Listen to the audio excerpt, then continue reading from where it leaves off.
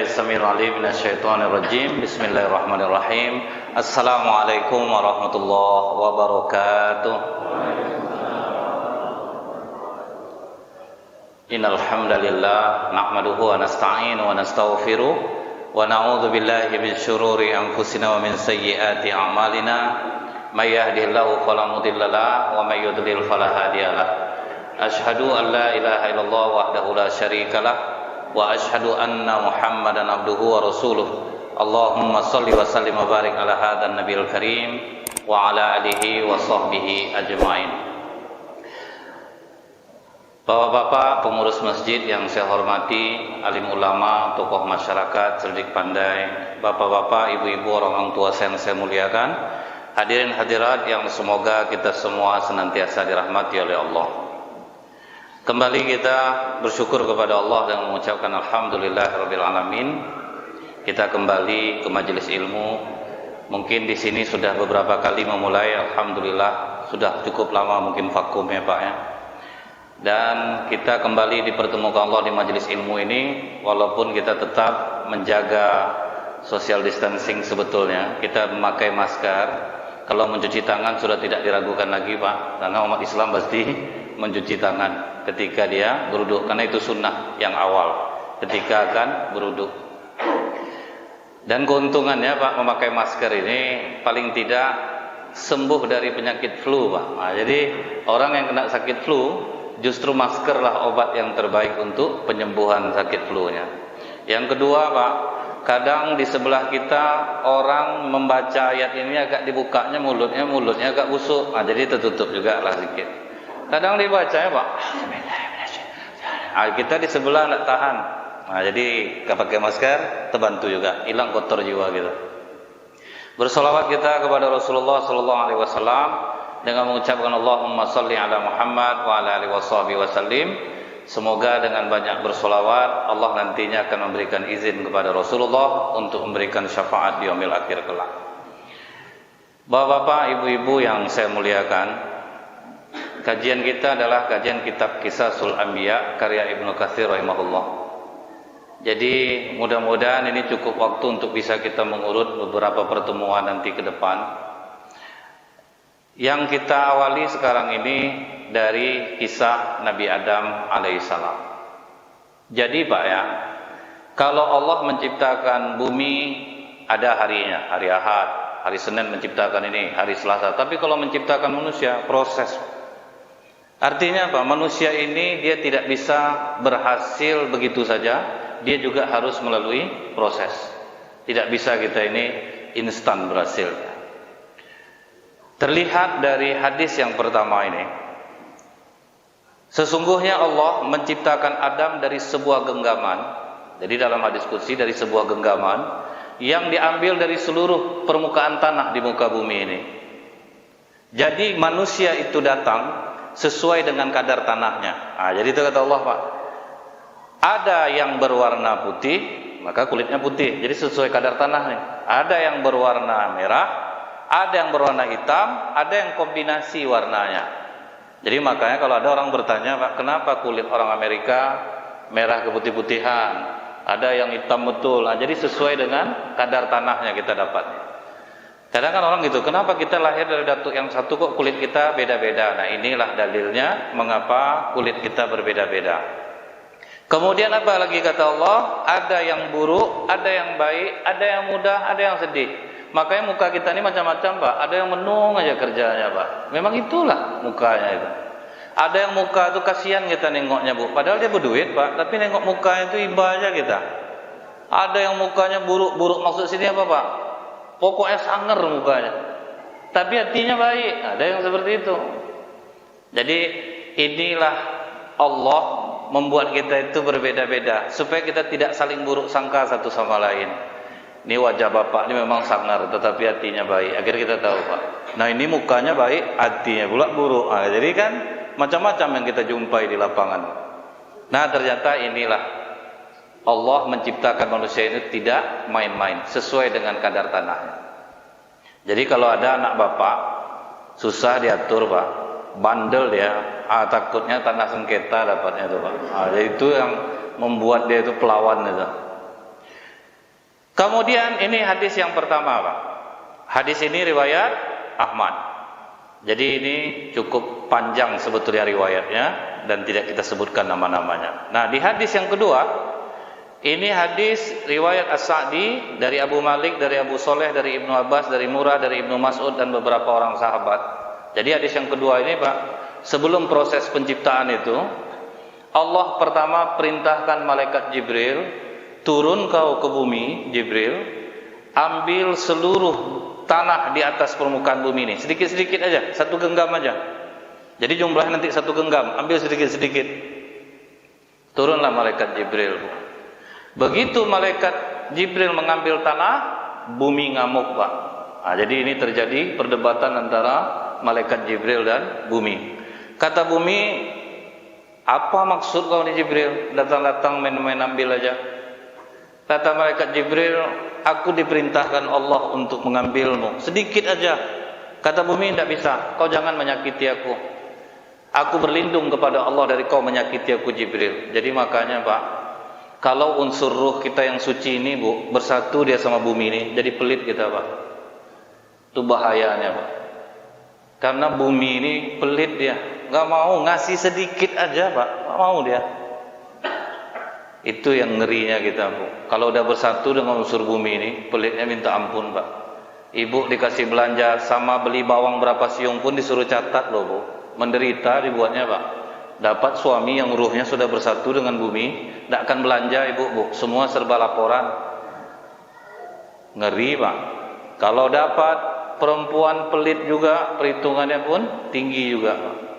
Kadang sampai menangis pedagang, Bu. Sayur pun 1.000 ditawarnya 500, Pak. Nah, jadi memang kalau dapat berhitung tuh, Pak, tajam dibuatnya, Pak. Jadi jangan, karena kita udah tahu nih, Pak, unsur kita ini ada unsur bumi, hati-hatilah kita. Kita ini perhitungan tinggi. Jadi jangan sampai kita bersatu ruh kita dengan bumi ini. Karena bumi mengatakan, aku berlindung kepada Allah dari kau menyakiti aku, Jibril, maka malaikat Jibril nyerah, gak berani ngambil, Pak. Karena bumi berlindung kepada Allah. Malaikat Jibril pun balik kepada Allah, aku tidak berani mengambilnya, ya Allah, karena dia berlindung atas namamu. Allah pun tidak marah. Yang kedua, karena malaikat Jibril gagal, diutus malaikat Mikail. Malaikat Mikail baru mau mengambil, datang langsung bumi ngamuk, Bu. Tunggu dulu. Ngapa kalian ini berdua nih? Tadi Jibril datang mau ganggu aku, sekarang kau pula lagi Mikail. Aku diperintahkan Allah ngambil tanah kau sedikit aja. Kata bumi, tidak bisa. Aku jangan coba kurang-kurangi aku sedikit, aku nggak mau. Nah, itu makanya kalau orang bagi harta warisan, Bu, mau mengamuk dibuatnya. Jangan kurang-kurangkan bagian aku. Jangan coba. Tapi kan kakak anak perempuan, Kak, setengah ada, setengah bagi sama rata. Nah, kan ada yang seperti itu. Ah, itu bumi itu, Pak. Tapi kadang laki-laki ini cerdik lah, Bu. Giliran bagi pusaka cara Islam jadi dia tidak pernah sholat, Pak. Karena dia menguntungkan bagi dia. Dia dapat 2, perempuan 1. Gagal malaikat Mikail. Karena apa kata bumi? Aku berlindung kepada Allah dari engkau menyakiti aku, Mikail. Mikail pun balik. Allah, bumi berlindung kepadamu sehingga aku tidak berani menguranginya. Maka Allah mengutus malaikat maut.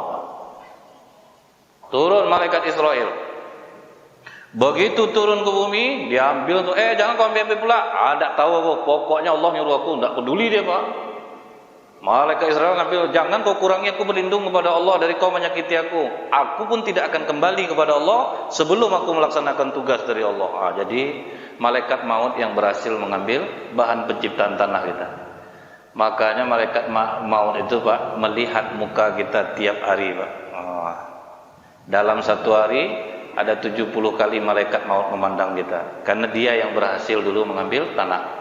Makanya tidak segan-segan malaikat maut itu, Bu, di mana tempat jadi sama dia, karena dia yang berhasil mengambil bahan penciptaan kita, Pak. Malaikat maut tidak mau tahu, aku tidak akan kembali kepada Allah sebelum aku melaksanakan tugas yang diperintahkan Allah kepada aku. Nah, malaikat mautlah yang berhasil membawa tanah itu. Gak peduli dia, main paksa. Makanya kadang dalam kita berbuat baik itu, Ada timbul unsur bumi, Bu, paksakan cepat. Makanya kalau kita niat sedekah, segerakan. Kalau nanti ada aja penahannya, Pak. Kadang udah tertulis nama untuk ikut korban, tariknya balik, Pak. Itulah bahayanya kalau masuk unsur bumi itu. Bapak ketawa tanda nyata tuh, Pak. Banyak kejadian, Bu. Udah masuk namanya, tiba pembayaran, nggak mau, ada pula perlu nih anak mau masuk sekolah pula, ada aja dia. Pokoknya harus cepat laksanakan. Ada terniat kita baik, harus dipaksakan. Jadi tidak selamanya kita itu berbuat baik harus nunggu ikhlas, Bu. Kalau nunggu ikhlas itu rumit tuh, Pak. Ikhlas sama ria itu, Bu, setipis kulit bawang, Pak. Belum tentu orang yang nyumbang pakai hamba Allah itu ikhlas. Belum tentu lagi, Pak. Dan bisa jadi yang tulis nama malah ikhlas aja karena dia tipis, Pak. Ada orang, Bu, nyumbang udah pakai hamba Allah dia. Datang orang bilang, "Pak, Bapak ada masalah sama pengurus, Pak." Apa gitu? Udah berapa bulan ini tidak pernah Bapak nyumbang di masjid lagi. Tutup mulut kau tuh, yang hamba Allah tuh aku semua. Akan tersebut sama aku ya, hilang pahala aku jadi gara-gara kau. Belum tentu juga ikhlas, Pak. Tiap masuk masjid ditengoknya juga namanya, Bu. Aku pertama, terus nama aku kurban nampaknya nih. Tidak pernah bergeser. Asal masuk masjid dipandangnya, Pak, ya ikhlas itu tuh, Pak. Jadi menulis nama belum tentu tidak ikhlas. Nah itulah, Bu, ya. Berbuat baik harus dipaksakan. Tidak bisa nunggu ikhlas, Pak. Saya singgung sedikit. Penyusuan Rasulullah oleh ibu susuannya Halimah Sa'diyah. Halimah Sa'diyah nggak ikhlas loh, Pak. Cuman mau tidak mau hanya ketemu dengan Rasulullah karena tidak ada lagi anak yang lain. Pas ditanya, "Ini siapa namanya?" "Muhammad." "Bapaknya ada?" "Bapaknya sudah meninggal." "Waduh, maaflah ya Bu Aminah ya. Di antara yang berangkat ini saya yang paling miskin. Saya berharap dapat upah yang banyak. Jadi saya pun tidak bisa menyusukan anak ini." Jadi awalnya Halimah tidak mau loh, Pak. Waktu Halimah Sa'diyah mau pulang, dia diskusi sama suaminya. Kasihan juga kita nengok anak yatim tuh, Bang, ya, tidak ada yang menyusukan ya.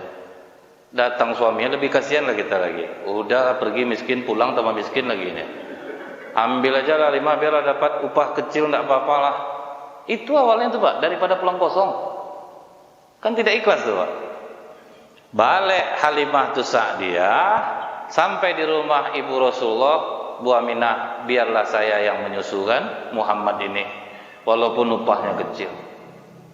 Waktu disusukan oleh Halimah Sa'diyah, jadi kalau kita lihat di kitab Syekh Syafiur Rahman Al-Mubarakfuri, di kitab Sirah Nabawi, susu Halimah yang kering tiba-tiba menjadi penuh airnya, Pak. Itu keajaibannya waktu menyusukan Rasulullah. Disusukannya anaknya sampai kenyang dan tertidur. Rasulullah disusukan sampai kenyang dan tertidur pula. Begitu keluar, ontanya yang sudah tidak lagi mengeluarkan susu, penuh kantong susunya. Keledainya yang kemarin lemah tiba-tiba menjadi kuat. Nah, melihat keajaiban dia mengasuh anak yatim itu, barulah kata Halimah, "Kalau macam ini, Bang, tidak diupah, tidak apa." Jadi ketika kita terpaksa melakukan kebaikan, paksakan aja, Bu. Setelah dapat keajaiban, Pak, baru kita royak. Sebetulnya lah, Pak, diukur rumah orang sini, Pak, mungkin kaya-kaya semuanya. Tak perlu kita minta di jalannya sebetulnya. Cuma banyak orang takut karena dia belum dapat keajaiban. Bapak tahu yang bangun Masjid Abu Darda sendirian loh tuh, Pak. Nggak mau dia ikut orang. Kalau orang tahu lah nih, Pak, selesai masjidnya sendiri. Tidak perlu jadi pengemis kita minta di jalan bertahun-tahun. Malu kita, Pak, sebetulnya. Gereja beribu di Indonesia ini tidak ada yang minta di jalan, Pak. Ini maaf ya, Pak, ya. Nah, ini sebetulnya pukulan juga.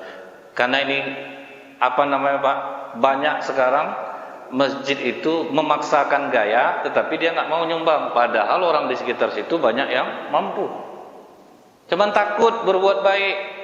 Masjid An-Namirah itu satu orang tuh, Pak, yang bangun. Sekarang dia bangun lagi, Pak Haji, itu di Rimbo Panjang. Dia bilang, "Nggak ajak orang nyumbang, Pak Haji, rugi lah saya." Ada kesempatan saya ajaklah orang. Masjid Gunung Merah itu kan Haji Tos sendiri, Pak. Rencana pengurus mau minta sumbangan ke dia. Kita mau bangun masjid, Pak Haji, gini lah, biarkan saya sendiri bangun. Tapi kalau ada orang nyumbang, terima aja. Kalau orang tahu lah Pak, nggak ada takutnya. Tidak akan ada takut. Buktinya apa Bu? Rumah orang mewah-mewah di sekitar sini Pak. Mampu dia. Cuma karena dia tidak takut, karena unsur bumi ada di dalam diri. Tapi begitu dia berani Bu, jor-joran dia dalam menyumbang, tidak akan ada orang yang miskin gara-gara sedekah. Asal berani aja. Tapi setelah ini kalau diamalkan, kalau sebab miskin janganlah salahkan saya Pak. Dia kadang adalah Bu, kita ini main todong-todong bulan puasa itu acara hati ke hati. Biasa kan habis kami ceramah tuh Pak. Pak, Bapak apa berapa? Karena depan orang tuh malu dia Bu. Akhirnya terungkap 8 juta Pak. Besoknya berbuka pakai kerupuk ganepo dia Bu. Karena di depan orang Pak, ditodong-todong. Pokoknya jangan sampai unsur bumi dalam di dalam diri kita. Kemudian kita lanjutkan kembali Pak. Setelah tanah itu diterima oleh Allah, apa kata Allah? Inni khaliqum basyaram min tin. Sesungguhnya aku akan menciptakan manusia dari tanah. Jadi unsur kita ini dari tanah. Teori Charles Darwin mentah Pak, yang katanya kita ini dari kerak. Jadi dari dulu itu kita ini dari tanah. Cuman bisa jadi gini Pak, kan ada orang kampung Ailah Bani Israel yang dikutuk menjadi kera. Nah takutnya kerangka itu yang dia ketemu Pak. Takutnya kerangka itu satu kampung jadi monyet semua loh Pak. Kampung Ailah itu dilarang mancing hari Sabtu, hari Jumat dipasangnya pancing Pak. Jadi dia ditipunya Allah Bu. Sangkanya bisa menipu Allah. Akhirnya semua jadi kira. Bisa jadi seperti itu gitu. Nah kemudian Pak, fa idza sawaituhu wa nafakhtu fihi min ruhi faqa'u lahu sajidin. Lalu kusempurnakan kejadiannya dan kutiupkan kepadanya ruh ciptaanku, hendaklah nanti kamu bersungkur, bersujud kepadanya. Maksudnya hormat kepada manusia. Jadi malaikat pun diperintahkan untuk hormat kepada manusia. Kenapa malaikat harus minta hormat kepada manusia? Awalnya kan malaikat ini protes Pak tentang penciptaan manusia. Wa nahnu nusabbihu bihamdika wa nuqaddisu lak. Kurang apa kami lagi ya Allah?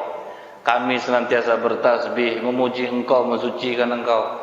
Karena malaikat trauma Bu. Sebelum kita yang tinggal di bumi ini kan sudah ada makhluk sebelumnya Pak. Dulu bertumpah darah. Sampai Azazil pun yang paling dekat dengan Allah ikut mengusir mereka. Azazil ini tibanya orang dalam nih Pak. Pokoknya malaikat butuh apa-apa, dia ke Azazil nih dulu. Dia yang paling dekat dengan Allah. Ikut mengusir makhluk di bumi ini untuk menggesernya. Dari bangsa jin. Jadi kata Allah, aku lebih tahu daripada kalian. Nah buktinya apa Pak? Harut dan Marut mengatakan kepada Allah, andaikan kami diberi nafsu ya Allah, mungkin lebih taat kami daripada manusia. Karena malaikat ini kan taat aja kepada Allah. Manusia ini jahat, coba kasih kami nafsu.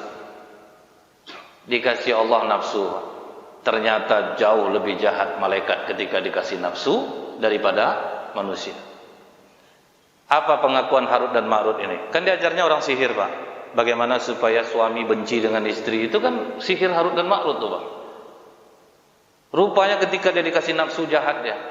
Apa kata Harut dan Marut? Sedangkan kita saja yang sudah tahu berita langit, bagaimana indahnya surga, bagaimana ngerinya neraka, dikasih nafsu aja berani melawan. Apalagi manusia yang tidak pernah melihat keadaan langit, tidak tahu bentuk neraka, tidak tahu bentuk surga. Sejak itulah malaikat selalu memohonkan ampun untuk manusia itu. Jadi itu rahasianya kenapa malaikat diperintahkan Allah untuk menghormati manusia. Setelah disempurnakan Allah kejadiannya, Nabi Adam ini cuman Pak dibiarkan aja tegak dulu Bu, belum ditiupkan ruh nih, belum langsung. Jadi sudah diciptakan tubuh jasad Nabi Adam itu setinggi 60 hasta, berarti 30 meter lebih kurang. 60 hasta tingginya Bu, dibiarkan aja. Tidak diapa-apakan selama 40 tahun Pak. Tidak diapa-apakan sama sekali. Makanya usia kematangan manusia adalah umur 40 tahun. Jadi diangin-anginkan di bawah itu, Bu, biar tambah kokoh dia, biar makin matang dia. Jadi kalau kita ini, Pak, udah umur 40, tidak ada tanda-tanda baik, siap-siap masuk neraka. Biasanya payah untuk dikasih tahu lagi, Pak. Ciri-cirinya apa, Bu? Dicabut rasa malu. Rumah dekat masjid pun tidak ke masjid, tidak malu lagi, Pak. Jadi kalau udah lewat-lewat umur 40, belum ada mau ke masjid. Kalaupun ada yang lebih dari 40 baru ke masjid, itu sebetulnya dahsyat keajaiban yang diberikan Allah sama dia, Pak. Udah 60 baru dia ke masjid, itu rezeki dia, Pak, dikasih Allah. Karena Allah Maha berkehendak. Barangkali ada kebaikan dia yang masih dipandang oleh Allah. Ya kan kadang-kadang, Bu, ya, seperti zaman Nabi Musa. Dia jahat. Tapi apa doanya yang membuat diampuni Allah, Pak? Aku ini memang jahat, ya Allah, tapi entah mengapa aku paling hormat dengan orang-orang soleh. Apapun yang diperintahkan mereka aku laksanakan. Itu, Pak, gara-gara itu dia dipandang Allah, Pak. Dia sejahat-jahat dia, tapi dia sangat hormat dengan orang-orang soleh. Kalau dia disuruh orang-orang soleh, dia rajin. Jadi masih ada dipandang. Tapi janganlah Bapak amalkan nih, Pak. Oh gitu, lupa saya. Penting hormati aja. Ini kadang-kadang kan yang mendengar kita ini banyak, Pak. Kalau Bapak Ibu bisa yang ngerti, Pak. Yang di luar takutnya, Pak. Ini toa sampai keluar. Nanti salah arti deh, Bu. Itu caranya rupanya ya. Tidak salah kita bertindak sholat. Yang penting kita hormat sama orang-orang soleh. Apa disuruh dia, mau kita. 40 tahun, Bu, dibiarkan begitu saja jasad Nabi Adam itu, Pak. Semua malaikat takut melihat jasad Nabi Adam. Semua malaikat takut. Azazil lewat. Apa kata Azazil? Apa yang kalian takutkan? Makhluk apa ini Azazil? Takut kami. Lihat dia. Tenang kalian. Aku akan coba makhluk ini apa. Apa yang dilakukan Azazil? Dia masuk dari lubang hidung jasad Nabi Adam. Enggak taunya brojol dari lubang ekor, Pak. Apa kata Azazil? Ini makhluk aneh. Aku tidak bisa tinggal di dalam tubuhnya. Kemudian diambilnya seperti pemukul, dipukulnya jasad Nabi Adam ini. Rupanya keras seperti tembikar. Itu yang dikatakan Allah, khalaqal insana min salsalin kal fakhar. Jadi tubuh kita ini, Pak, sebetulnya keras seperti tembikar, macam keramik nih, Pak. Keras kita ini. Makanya kalau orang yang rajin olah nafas, bisa dia patah pisau, bisa, Pak, dengan olah pernapasan, tapi bukan pakai jampi-jampi, Pak, ya. Seperti Shaolin, mereka belajar.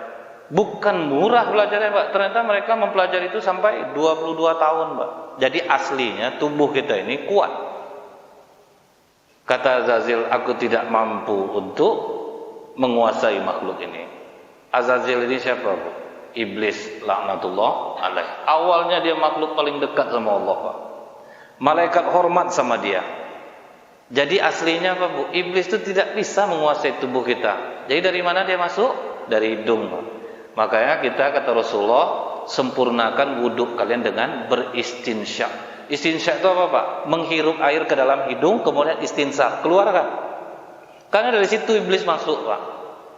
Jadi bukan kita mencuci hidung, menghirup air ke dalam hidung, keluarkan lagi, Pak. Itu sakitnya minta ampun. Tapi apa efeknya secara kesehatan? Akan menyembuhkan penyakit kecemasan. Ini ilmiah nih, Pak. Memperbagus pencernaan, melapangkan rasa di dalam dada. Maka kalau kita berenang, masuk air ke dalam hidung, Pak, habis itu kan lapar perut ibunya, Pak. Dan itu bisa menghilangkan penyakit kecemasan, susah tidur. Kalau orang yang melakukan istinsyak itu. Jadi bukan dicuci-cuci aja hidung tuh, dihirup. Memang pedih, Pak. Apalagi kalau kita baru pula memulainya. Selama ini udah tahu kita nyuci hidung kita yang tahu. Menghirup air ke dalam hidung kita tidak lakukan. Tadi menghirup itu itulah. Tapi jangan ditelan pula, telan ke dalam. Dia harus istinsyak, kemudian istinsar, keluarkan. Tapi jangan dipaksakan, Pak, ya. Takut udah lama-lama pingsan, Pak, nanti, Pak, sakit tuh, Pak. Sakit di sini tuh, Pak. Jangan dipaksakan. Yang penting kita udah tahu, Pak. Jadi tidak bisa kita ini dikuasai iblis, Pak. Jadi masuk dari hidung, keluarnya dari lubang ekor. Tetapi iblis mempunyai cara untuk kita membuka peluang dengan dia. Nah, jadi ini nanti akan sampai ke sana. Yang berikutnya Pak, setelah 40 tahun dibiarkan, barulah ditiupkan ruh ke dalamnya. Jadi memang tidak main-main Allah menciptakan manusia ini. Dari mana ruh pertama kali dimasukkan Allah? Dari kepala. Artinya apa Pak? Kepala kita ini menjadi sumber segala masalah. Dia ini yang bisa mempengaruhi hati. Hati ini sebetulnya baik semua Pak. Gara-gara yang ada di kepala inilah yang membuat hati menjadi rusak. Jaga pikiran kita ini Bu. Jangan sampai mudah berburuk sangka dengan orang lain. Ada Ibu Hajah Rohana namanya Bu. Dia punya rumah kos untuk mahasiswa. Tetapi siapapun yang masuk ke kos dia itu, orang tuanya mesti ikut. Pesan Hajah Rohana ini apa? 1 hari pun jangan sampai telat membayar uang kos. Begitu tanggal 1 tidak dibayar sampai jam 12 malam, saya yang ngeluarin barang-barangnya. Kan ngeri itu Pak. Jadi ada yang telat, ditunggunya Pak malam pulang, dikeluarin barang-barangnya Bu. Banyak lah gonjang-ganjing orang cerita, memang parah betul Ibu, pahit betul, apa juga lagi yang kurang, macam-macam lah kata orang.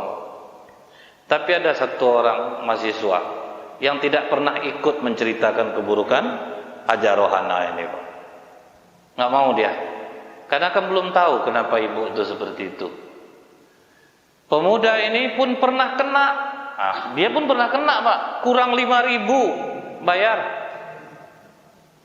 Kamu kurang 5.000 ya, belum kamu bayar. Padahal dia kena Pak, tapi tidak terpancing dia oleh ujian itu untuk menjelekkan Bu Hajah Rohana.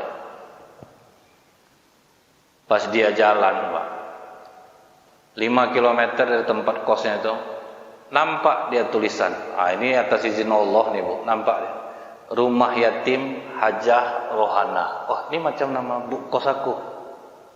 Ditanyanya ke orang warung depan rumah panti anak yatim itu, Bu, ini Bu Hajah Rohana mana? Itu yang punya kos-kosan mahasiswa itu. Tanggal 1 dia selalu kemari ngasih belanja. Dia anak-anaknya ada 25 orang anak yatim, itu yang dibiayainya ke sekolahnya. Baru terasa pantas tidak boleh telat dari tanggal 1. Karena kalau telat anak yatimnya bisa tidak makan. Jadi jangan mudah kita berburuk sangka, itulah dijaga kepala. Ada suami istri boncengan naik sepeda motor Pak, diikut oleh orang pakai reeking di belakang. Kata istri, bang, cepat bang, copet nih bang, begal mungkin nih bang. Kencang pula orang dari belakang, dia gondrong rambutnya Bu. Cari tempat keramaian bang, masuk tempat keramaian, masuk juga ya Pak, yang ngejar nih Pak. Datang suami, ngapa kau kejar-kejar aku Dompet istri abang jatuh bang, dari jalan nangka aku kejar abang. Itulah mudahnya kita berburuk sangka itu.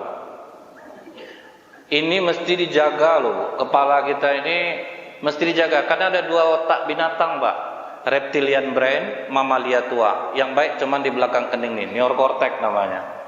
Neokortex ini Bu, alirannya ke hati. Makanya kenapa kata Rasulullah, kalau kalian sholat, lamakan sujudmu. Supaya apa Pak? Darah yang membawa oksigen dari jantung masuk mencuci neokortex itu. Itu yang membuat sholat bisa mencegah dari perbuatan keji dan mungkar. Maka kalau kita sholat sunat Bu, lamakan sujudmu. Tetapi ingat, tidak boleh lebih lama daripada waktu berdiri. Jadi kalau ingin kita sujud lama, panjangkanlah ayatnya. Jadi bisa kita sujud lama. Tapi kalau dalam berjamaah, jangan ini dibuat. Kadang ada orang-orang tua kita ini hidungnya sudah meleleh-leleh, kadang nanahnya. Tapi jangan pula batuk-batuk di belakang. Siapa yang batuk untuk memberi isyarat kepada imam agar cepat gerakannya, sholatnya batal Pak. Dia sama dengan ngomong gitu. Kan kadang-kadang kalau udah agak lama imam itu arti cepatlah ruku gitu kan. Cepatlah salam kan, itu tuh Pak, lama betul tahiyatnya gitu. Cepatlah salam. Jadi kalau dalam berjamaah harus ringan, tidak boleh melamakan sujud. Setelah dimasukkan ruh dari kepala, kemudian kemana Pak? Mata. Nah, di mata inilah Bu, terbelalak Nabi Adam melihat keindahan surga, melihat buah-buahan surga, terbelalak. Jadi yang harus dijaga yang kedua itu apa, Pak? Mata. Godaan mata laki-laki sama perempuan itu berbeda, Bu. Mata kami laki-laki ini, setaat apapun kami laki-laki ini, godaannya adalah memandang wanita. Setaat apapun, Bu, tetap berselera sama wanita. Walaupun kadang mulutnya, ya Allah, tengoklah pakaian anak-anak sekarang. Sebetulnya dia mau mandang, Pak. Dia mau mandang. Heran kita nengok anak-anak gadis sekarang, ya Allah, tengoklah. Itu 2 kali dosanya, Pak. Udahlah bawa nama Allah lagi, sok baik lagi. Karena itu, Bu, makanya kita tidak heran kalau laki-laki ini kebarang kurang, Bu. Singletnya sampai robek dia nggak peduli dia. Berbeda dengan godaan mata perempuan, godaannya bukan ke laki-laki, kepada harta benda. Itu bedanya, Pak. Sekaya apapun kami laki-laki, dompet kami pasti satu, Bu. Kami tidak ada dompet pesta, harus sama warna dompet sama baju sama kopiah, itu nggak ada. Tapi perempuan, Bapak hitung jumlah jilbabnya, segitulah jumlah tasnya. Nah, itu tas baru, Pak, belum dompet di dalamnya. Dia harus matching semuanya. Nah, itu perbedaannya, Bu. Mata kita ini itulah, Pak. Laki-laki ini ujiannya, maka kata Rasulullah, aku tinggalkan fitnah. Yang tidak lebih aku takutkan adalah wanita. Karena di wanita ini, Pak, kita banyak gagal jadinya. Karena itu berat, Pak. Wanita itu godaannya berat. Udah atuk-atuk ya, ada yang masuk penjara jadinya, pelecehan seksual. Cucu atuk. Jangan, Pak. Bapak yang buat macam itu, Pak. Tahu orang modus Bapak itu apa? Jangan sampai, Pak. Taruh betul dah itu niat kita.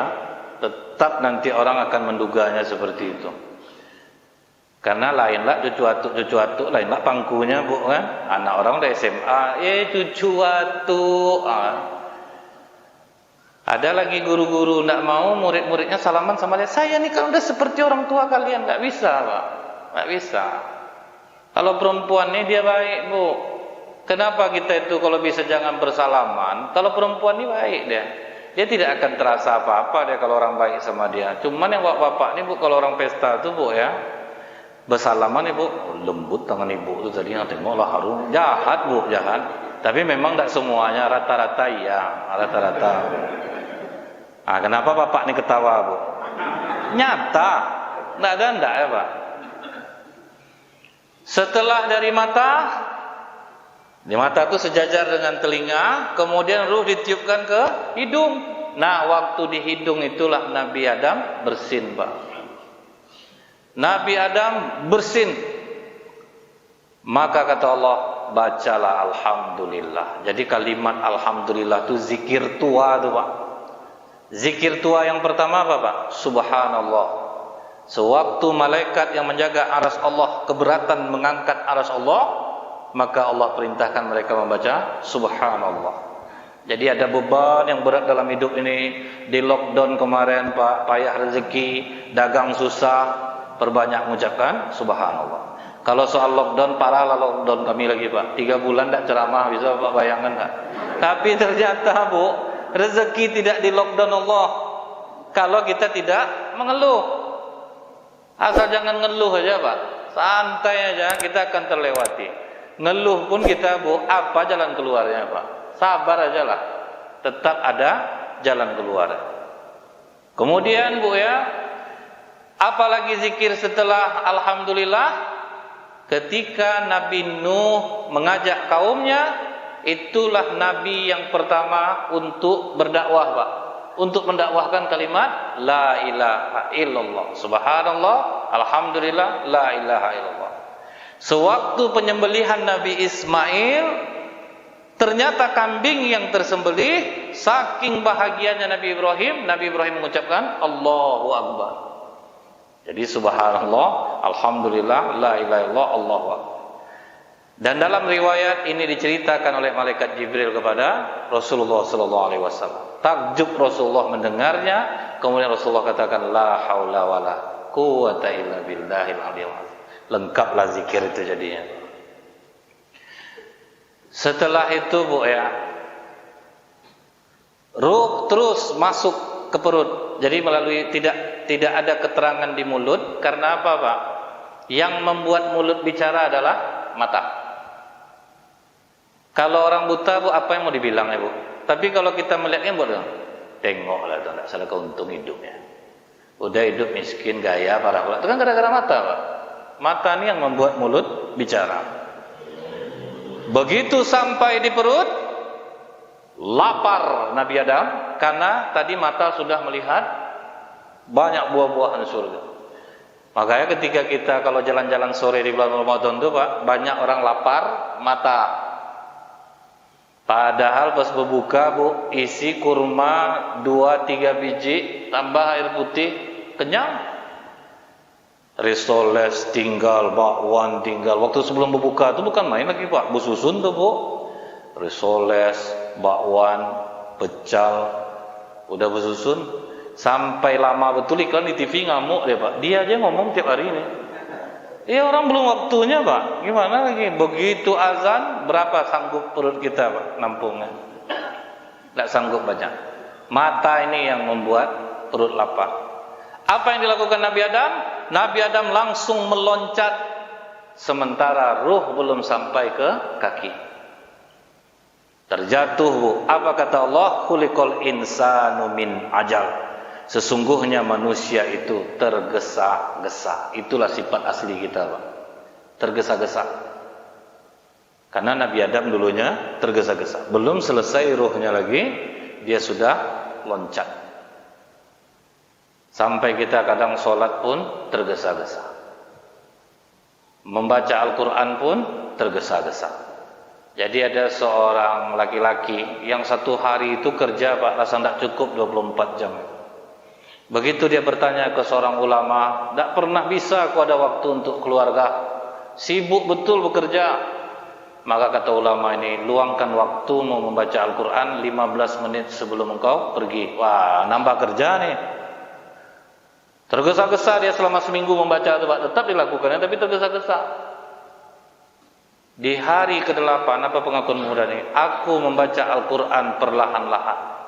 Aku bisa membaca 1 juz tidak terburu-buru, dan aku tidak terlambat bekerja. Seluruh pekerjaan itu didiskon setengah jadinya, Pak. Yang harusnya kerja 1 jam, jadi 30 menit menyelesaikannya. Nah, itulah keajaiban kalau kita beribadah santai. Makanya kata Rasulullah, wahai Bilal, istirahatkanlah kami dengan sholat. Jadi tempat santai nih, Pak. Sholat itu tempat santai. Bukan tempat untuk ngejar rakaat banyak. Sholat duha, hantam sampai 12, tapi kecepatan tinggi, Pak. Macam ada yang sholat tarawih yang 23 rakaat 7 menit, Pak, ya. Kan tersebar viral itu.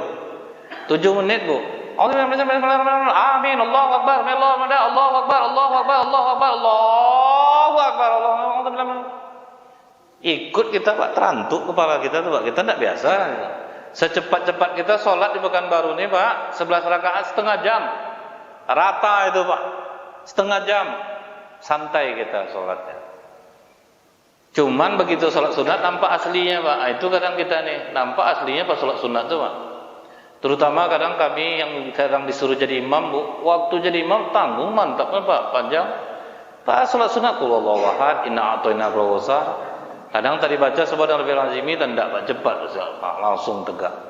Jadi kenapa kita susah jadi orang baik? Belum sampai darah yang membawa oksigen dari jantung ke otak itu kita udah duduk balik, Pak. Jadi tidak pernah kena neokortek kita itu oleh darah yang membawa oksigen. Setelah sempurna, Bu, fasajadal malaikatu kulluhum ajma'un. Maka bersujudlah malaikat semua bersama-sama, illa iblis, kecuali iblis.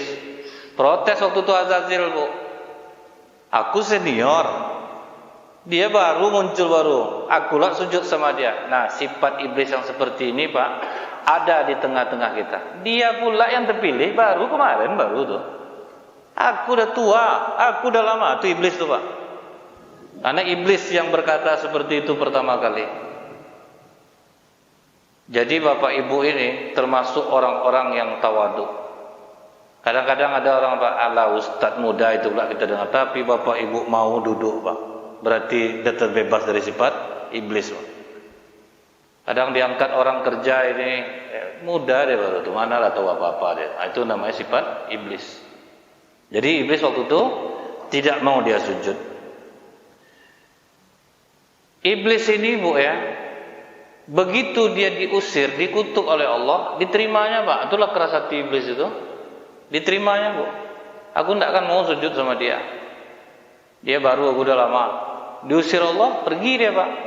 Mau dia pergi, tidak pula, tapi masih berada di sekitar surga Pak. Tapi iblis itu pernah jenuh Pak. Udah bosan dia menggoda manusia ini Pak ya. Di zaman Nabi Musa, dia katakan kepada Nabi Musa, wahai Musa. Ini dalam kitab Ibnul Qayyim Al-Jauziyah rahimahullah, kitab Talbisul Iblis. Mohonkanlah kepada Allah ampunan untuk aku. Udah bosan aku Musa. Tolonglah minta ampun. Semangat Nabi Musa Pak. Ya Allah, iblis ingin bertobat. Iblis mohon ampun melalui aku ya Allah. Kata Allah, aku terima tobatnya Musa. Syaratnya sujud dia di makam Nabi Adam. Mendengar itu bangkit, sombongnya balik lama. Hidup aja dia nak mau aku sujud, mati pula dia aku sujud. Ada jadilah. Tidak jadi Musa. Tapi aku berterima kasih sama kau Musa. Aku membalas jasa kau. Aku berikan kau rahasia yang mana aku sangat kuat dan sulit untuk dikalahkan. Apa itu kata Musa? Hati-hati kau duduk dengan perempuan yang bukan mahrammu. Karena aku sangat kuat waktu itu. Sulit untuk dikalahkan. Nah, itulah yang hati-hati kita Pak. Kadang Bu ya, pernah dulu di lampu merah Polda nih. Saya di belakang. Ada suami istri boncengan. Di sebelahnya guru senam aerobik Pak. Ini mata bapak tuh Bu. Dicubit sama istri, bikin malu abangnya, orang ramai nih ya. Abang nengok kantor gubernurnya, ada kan itu abang tengok. Padahal nengok itu. Payah Pak. Payah tuh Bu. Kadang pakai istighfar pun pandang juga Bu. Astaghfirullahaladzim. Susah Pak. Itulah iblis paling kuat. Ahli-ahli ibadah Pak banyak rontok gara-gara ini Pak. Iblis itu dia tetap masih ada sampai sekarang. Siapa dulu ahli ibadah yang kena Pak? Barsiso. Itu ahli ibadah masa Bani Israel. Taat ibadah. Iblis menjelma menjadi manusia, pura-pura belajar agama dengan dia. Makanya diterimanya Pak. Begitu iblis ini menjelma menjadi manusia, belajar agama dengan Barsiso, semangatlah Barsiso ini mengajarnya. Tapi yang membuat Barsiso ini heran Bu, baru 1 minggu iblis ini bersamanya, tapi ibadahnya lebih kusuk daripada dia Pak. Itu yang membuat dia heran. Ditengoknya iblis ini sholat sesuai dengan syariat waktu itu, tidak menghadap kiblat Bu, membelakangi kiblat Pak, dan menangis terseduh-seduh. Itu yang membuat Barsiso penasaran. Kau baru seminggu sama aku, kok bisa kau sholat sekusuk ini? Kau tidak menghadap kiblat dan kau menangis-nangis. Aku ini banyak dosa guru. Malu aku menghadap ke arah Allah. Lagi pula kan guru berkata Allah itu ada di mana-mana. Nah itu kenanya pertama Pak. Jadi tidak harus kita sholat menghadap kiblat. Kan sampai sekarang aliran ini masih ada Pak. Allah itu di mana-mana. Padahal Al-Baqarah 144 udah dikatakan kemanapun kalian menghadap, hadaplah muka kalian ke Masjidil Haram. Udah jelas. Kiblatnya kita ke sana. Tapi iblis ini berhasil mempengaruhi Barsiso Pak. Betul juga anak murid aku nih ya. Terus kok bisa kau tuh sembahyang tuh menangis-nangis itu macam mana caranya? Aku aja payah. Kata iblis ini, buat dosa. Kalau kita berdosa nih guru, enak kita ibadah. Betul juga. Itu ada betulnya tuh Pak. Itu rayuan iblis tuh Pak. Cobalah Bu ya, kalau kita datang ke lembaga permasyarakatan, perhatikan orang tuh sholat menangis Pak. Menyesal terhadap dosa, terkenang istri, terkenang anak. Tapi sudah keluar bangkit hantu balik tuh Pak. Mau payah Pak. Lain pula nampak mencandu orang di penjara nih Bu. Ada yang sampai berkali-kali Pak, sampai panggil om anaknya sama dia Pak. Kasusnya itu aja. Pertama 3 tahun, keluar sebentar, masuk lagi kasus yang sama 4 tahun, keluar lagi, masuk lagi Pak. Bertambah-tambah aja hukumannya Pak. Nampak mencandu maksudnya gini Pak, dia udah kenal di dalam tuh Pak, jadi sayang pula rasanya bertahun-tahun bersama gitu ya Pak ya, mungkin gitu. Jadi tidak enak pula rasa keluar dari sana lagi. Mereka menangis karena apa? Banyak dosa. Apa kata Barsiso ini? Menurut kau supaya aku kusuk nih, Pak, udah waktu berbunyi nih Pak. Berbunyi kan Pak? Ini agak meleleh sekarang ceramah nih Bu. Karena apa? Waktu Isya lama. Saya takut Bapak Ibu muak lah nengok saya. Jadi Pak, begitu dikatakan dia buat banyak dosa guru, maka akan tenang ibadah kita. Nah, menurut kau dosa apa yang harus aku lakukan? Bertanyalah dia ke muridnya nih Pak. Bagaimana kalau membunuh guru? Kalau membunuh aku tidak berani. Itu besar dosa ya. Bagaimana kalau berzina guru? Wah, berzina itu apa lagi? Kalau gitu yang ringan aja guru. Minum khamar. Kan guru sendiri yang tahu. Akhirnya dia beli khamar, sembunyi dalam kamar, dia minum, mabuk. Nampak perempuan dizinainya Pak. Itu hilang imannya Pak. Dizinainya setelah dia sadar, ini perempuan ini bakal buka mulut nih. Akhirnya dia bunuh. Itulah cara iblis menghancurkan manusia. Bertahap ya. Insya Allah akan kita lanjutkan kembali. Ini baru sampai ke halaman 59 sebetulnya Pak. Sampai 59. Masih tentang Nabi Adam alaihissalam. Subhanakallahumma bihamdika asyhadu an la ilaha illa anta astaghfiruka wa atubu ilaik. Banyak maaf. Assalamualaikum warahmatullahi wabarakatuh.